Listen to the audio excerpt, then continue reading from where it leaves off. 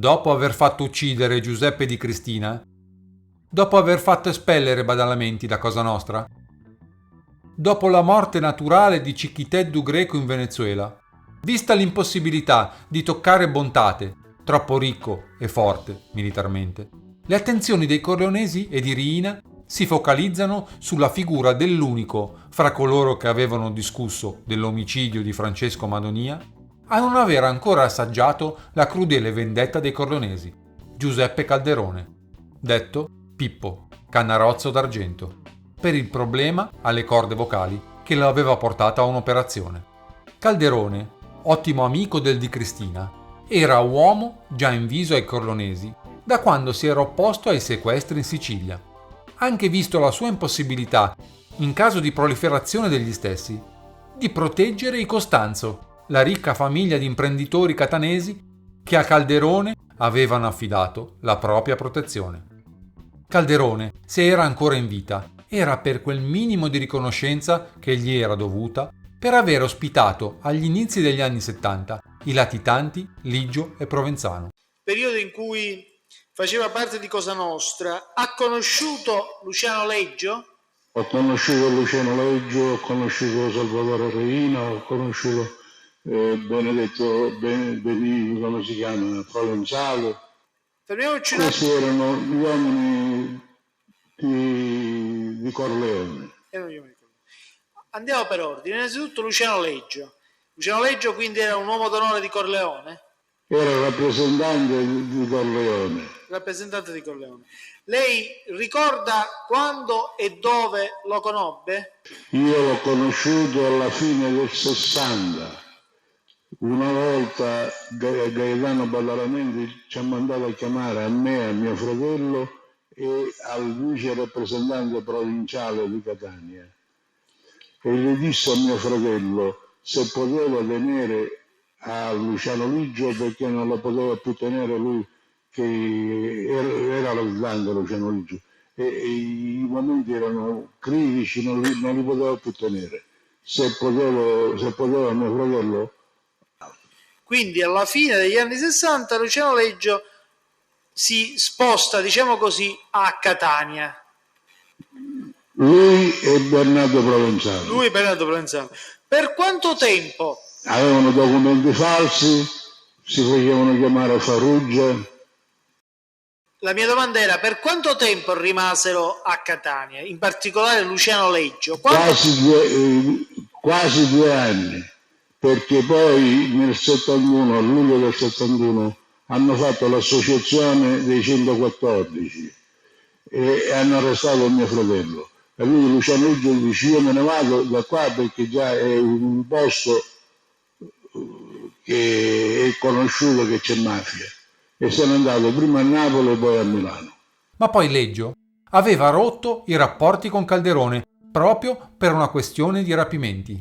Ma sembrava quasi più una scusa, il modo per chiudere definitivamente, senza doversi sentire in debito con chi lo aveva ospitato. E poi, con Leggio dietro le sbarre, a Riina nulla più importa dei vecchi crediti del Calderone. L'omicidio di Madonia doveva essere vendicato come prova di forza verso tutti gli altri capofamiglia. E Riina ha già l'uomo perfetto per il compito, Benedetto Santapaola, detto Nitto.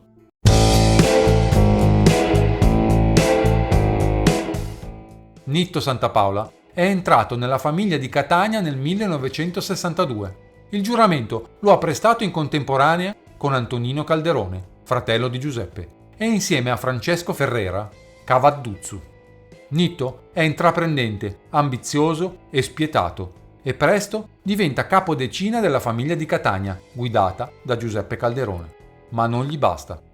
Guardi, io a Benedetto Santapaola l'ho conosciuto, ripeto che ancora io non ero un uomo d'onore, verso il 1968, che lo vedevo, che andavo io a trovare a Condorelle perché mi sono, sposato, fiuto, inequivoco con mia moglie e me ne sono andato a Catania da questo amico mio da Condorelli Domenico che conosceva lui, al padre, a tutta la famiglia. Alla stazione delle ferrovie questo Condorelle aveva una specie di chiosco a mare. Uscendo da questo lido c'era il Calderone che aveva una pompa di benzina. Accanto a questa pompa di benzina c'era un ufficetto e io qua ho conosciuto tantissime persone. Dopo il 73 io ho conosciuto ritualmente a Santapaola perché accompagnava spesso al Calderone quando il Calderone andava alla Favarella oppure da Stefano Bontade o da Michele Greco a parlare, il Calderone da persona importante, il Nitto Santapaola che allora ci portava la macchina e come tutti gli autisti di questi personaggi importanti noi ci soffermammo fuori a parlare, a discutere, insomma, per cose, insomma. A parte che Catania l'ho conosciuto nel 1970, quando per un periodo, conoscevo anche di prima, quando un periodo Luciano Ligi è stato per qualche po' di settimane, non mi ricordo quanto, nel catanese, che era latitante. Sì. Va bene, siccome ero sempre intimo dei corleonesi, sono nato corleonese nel senso di politica corleonese, chiamiamola politica corleonese.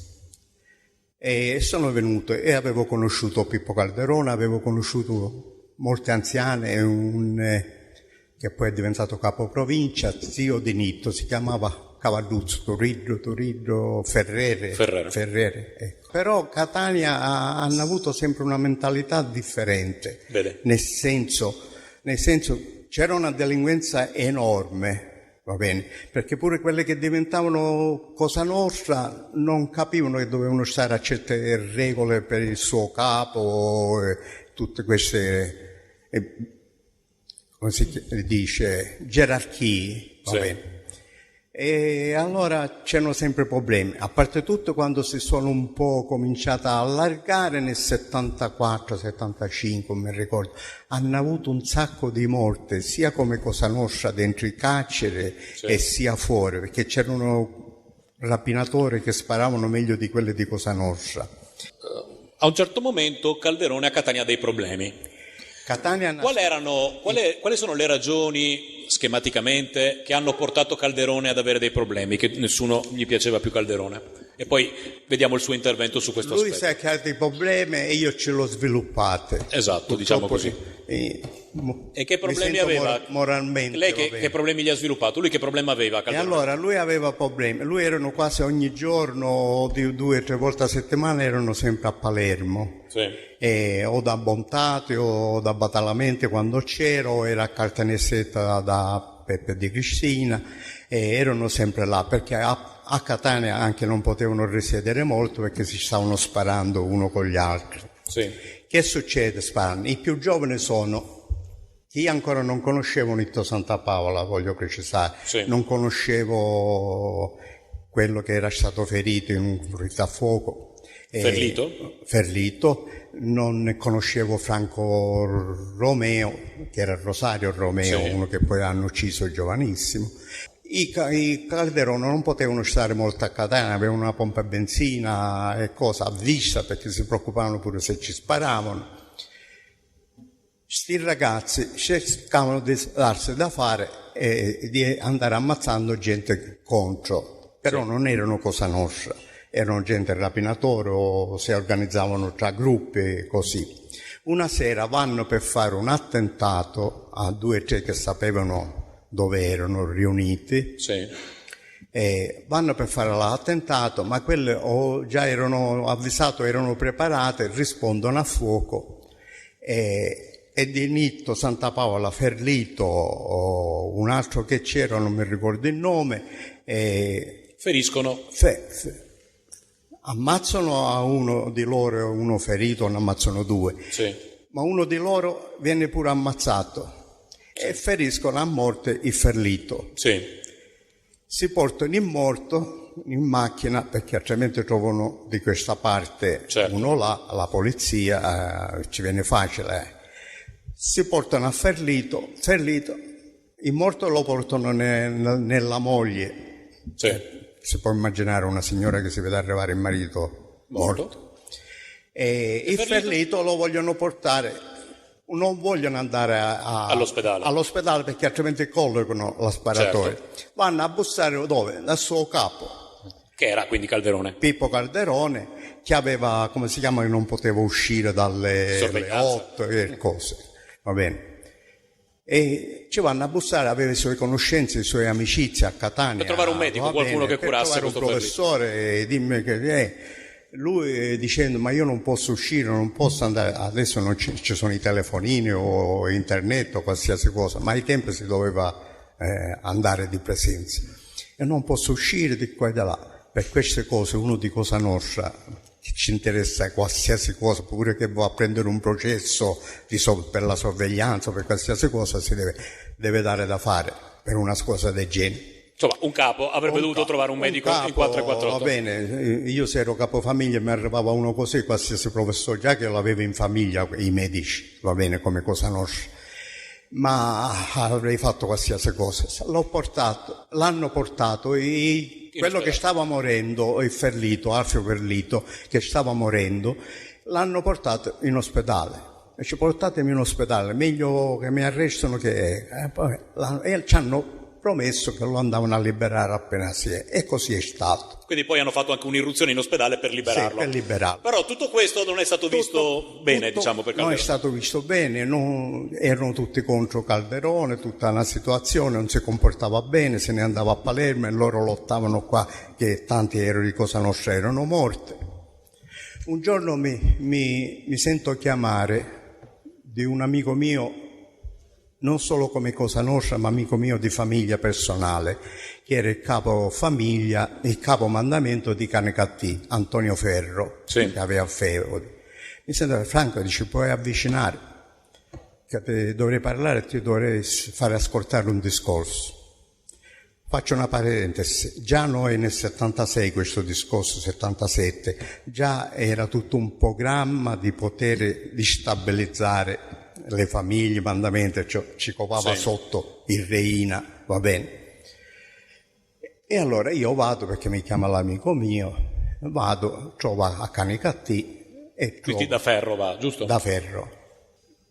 E mi presenta come Cosa Nostra a questi 5 ce n'erano, ma c'era uno che era più anziano, si chiamava Zuciccio, ma non so chi sia. Forse. Mi presenta 4-5 che c'era Ferlito Nitto Santa Paola, c'era Carletto Campanella, mi sembra, va bene, c'era Sciuzzu Ferraro, no Ferraro come chiama, Magione, ecco. No, mi ha fatto ascoltare tutti i discorsi che era successo, quello che ho detto prima, il fattore di ospedale. Quindi si lamentavano di Calderone. Si lamentavano, è una cosa gravissima per una cosa. Infatti ascolto tutto il discorso, là c'era Ferlito che ancora aveva tutti i segnali di V che aveva avuto, era latitante, perché era stato imputato per questi omicidi, e ascolto tutte cose. Ho detto, è grave la situazione, ma Calderone è ancora vivo. Perché io un capo che mi abbandona così, io ci andrei a sparare. E se lo so che è vivo perché l'ho visto l'altro giorno. E va bene, ci ho detto. Non allargate la cosa e poi vi darò una risposta. Scendendo parlo col perno principale, Michele Greco e Totò Reina. I quali dicono? Bernardo Brusca. Allora... Totò Reina ha preso un terno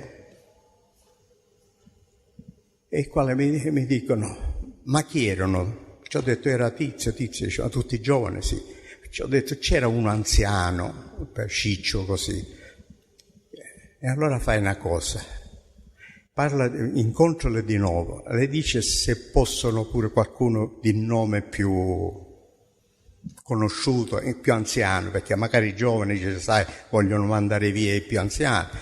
Mi sono incontrato di nuovo con Nitto, ho fatto dare appuntamento e c'erano 1 o 2, e così dice, faccio vedere Ferrera, che era il suo parente. Sì. Ho detto, quando vi do l'avviso ci vediamo nel punto che vi dico, che vi vogliono parlare. Così Totò Reina fa una mini riunione provinciale, perché c'erano tante che erano come Bontate, come Badalamenti e come altre, erano per Calderone. Si fa una mini della commissione provinciale, comunque era una 6-7. Sì. I più arrivano i catanesi. E io non rappresentavo commissione, ma ero tutto quello che sapevo, che avevo cercato. Do l'appuntamento, in questa riunione si è deciso di portare a giudicare il Calderone, visto che si doveva giudicare un capo provincia e le cose erano molto gravi, si doveva riunire tutta la commissione regionale e mi dicono di organizzare, dovevo dare gli appuntamenti catanesi. Allora Michele Greco mi dà l'incarico, ma nello stesso tempo erano passati mesi che già c'era stato l'attentato che si era organizzato per il capoprovincia di Caltanissetta. Di Cristina. Di Cristina. E fine 77 si era organizzato per ammazzare lui, mentre per una fatalità che io so, e l'ho scritto pure in un libro, non c'era dentro la macchina, ma per fatalità. Vabbè, comunque tutto il discorso di Cristina è troppo lungo, però diciamo... Sì, ma a marzo si fa questa riunione regionale e viene pure di Cristina, tutto scortato di qua e di là. L'ultima volta che ho dato il bacio di amicizia a Di Cristina. Organizzo questa cosa, ma eravamo un centinaio e l'altro che scortavano ognuno i suoi. E diventavamo 200. La Michele Greco, dove si fa? Favarella non si poteva fare da lui. Dove si fa? E ho parlato con mio sempre fraterno amico Principe, non lo potevo fare nel castello dove gestivo io tutti i locali che avevo per evitare e cose. Dove avevamo società, l'ho fatto in quello privato, anche visto la struttura com'era, l'ho fatto in quello privato di Solanto, un altro castello. La prima cosa che si è fatta, mi hanno dato l'incarico, Michele Greco e Totorrina di più, che nessuno poteva entrare armato, perché ci doveva essere una perquisizione. Sì. A chi ci facciamo fare perquisizione? Io non la potevo fare perché ero di parte, sono guardato di tutte come Totorrina in persona. Giustamente, e quindi? E allora ce la faccio fare al Principe. La perquisizione era cosa nostra, però era una persona molto equilibrata, una persona che... Perquisizione del Principe. Va bene. E le dico pure che l'unico armato poteva entrare solo Totorrina. Ci ho detto, fai finta di niente, lo cerchi, perché così mi aveva detto e così dovevo fare. E così si fa questa riunione. A riunione c'erano chi contra i Calderone, chi non contra, però per lasciarle si è riformata la famiglia di Catania.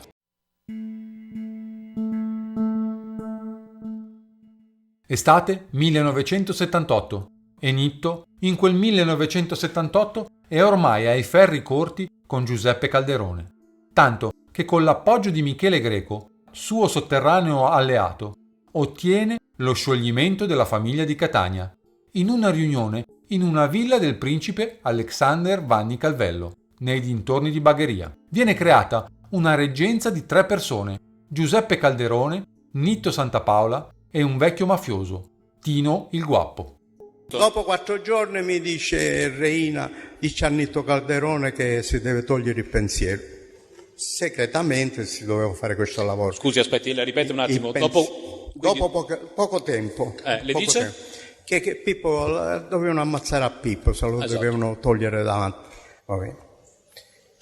E allora, ma già lavoravano perché dopo a maggio prima è stato ucciso Peppe Di Cristina, perché avevano più preoccupazione di Peppe Di Cristina che era il compare. Sì.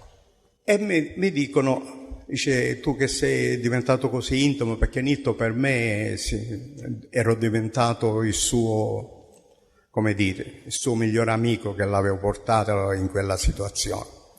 E ci ho detto, vedi che... in fondo, insomma, ne aveva favorito lei l'ascesa in un certo qual senso. L'ascesa, tutti direi. E allora dico, vedi cosa ti deve dire Reina. E allora Reina ti dice, Nitto, in questo modo se tu ti vuoi pulire i piedi di questa gente, così. Finito. Un giorno però si passava tempo, un giorno mi chiama Reina e dice, vedi l'amico tu ancora perde tempo. Perché insomma Nitto Santapaola non voleva subito chiudere questa cosa, giusto? Non voleva ucciderlo a Calderone. Onestamente Nitto Santapaola era una persona molto equilibrata su questo, rispettava l'amicizia, rispettava che ci veniva compare, non so perché da dove si chiamavano compare, e mi faceva frare, dice, ma è un uomo già ha sofferto questa cosa che ha avuto, ma perché? Cos'è che ha avuto? Perché un'operazione e respirava male, parlava male. Cioè, già che ha avuto, ci ho detto, Nitto, conosco i corleonesi, che vuoi che ti dico? L'hai portato questa situazione in questo modo, vedi? Qualche giorno dopo, Giuseppe Calderone nota qualcosa di strano nella sua auto e il fratello Antonino verifica trattarsi di pacco sospetto che assomiglia alla dinamite. Giuseppe Calderone sospetta subito di Nitto Santapaola e lo chiama per decifrarne le reazioni.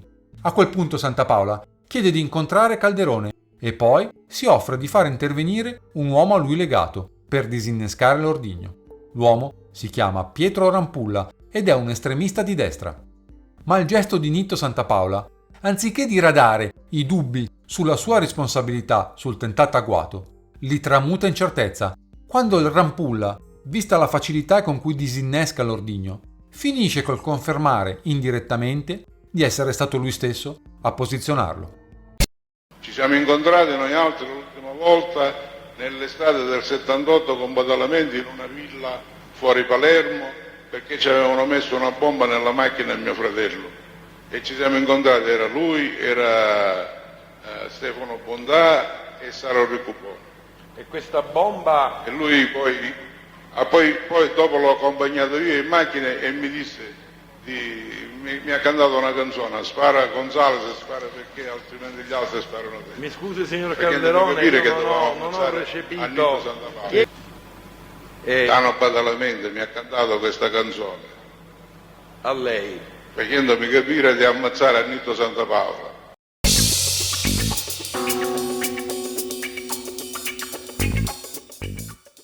A tradire Calderone sono stati due uomini a lui vicini, Nitto Santapaola e Salvatore Ferrera. Prima avevano fissato un incontro con Calderone, ospite nel residence La Perla Ionica di Acireale, di proprietà dei fratelli Costanzo. L'appuntamento viene dato ad Aci Castello per incontrarsi con Giuseppe Piddu Madonia, figlio di Francesco, assassinato il 16 marzo precedente. Poiché alcuni suoi uomini, in particolare Luigi Lardo e Giovanni Chisena, erano stati visti nei pressi dell'abitazione di Calderone e quest'ultimo ne esigeva spiegazioni. Rassicurati dal fatto che l'appuntamento fosse stato fissato da Santapaola e Ferrera, di cui si fidavano, Calderone e il suo autista Salvatore Lanzafame si avviano per l'incontro, disarmati. Ma durante il tragitto vengono raggiunti da numerosi colpi di pistola nei pressi di Aci Castello. Sia Calderone che Lanzafame vengono gravemente feriti. Calderone muore in ospedale 3 giorni dopo, mentre Lanzafame, nonostante una ferita alla testa, si riprende. Ed è proprio Lanzafame a ricostruire poi le dinamiche dell'agguato al fratello di Calderone.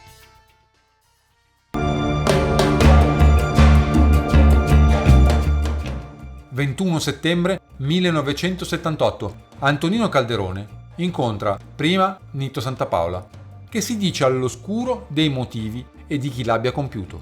Forse i Cursoti o i Carcagnusi, malavitosi di Catania, con cui da tempo Santapaola conduce una guerra a colpi di morti. Nella stessa giornata, in una masseria, incontra, insieme a Ferlito, Stefano Bontate. L'incontro lo ha chiesto lo stesso Calderone, per cercare di avere informazioni. Ma anche Bontate si dice incapace di indicare i colpevoli, pur mostrandosi fortemente dispiaciuto per la morte di Giuseppe Calderone, a lui molto vicino, come il di Cristina.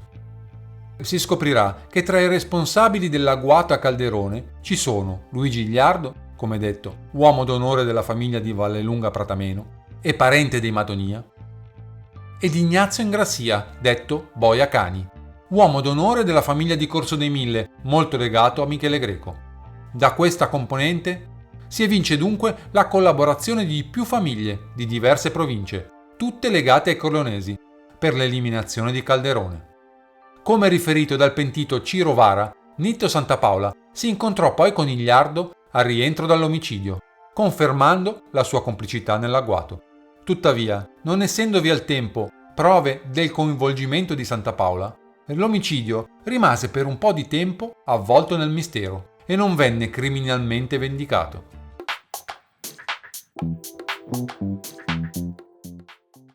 «28 settembre 1978.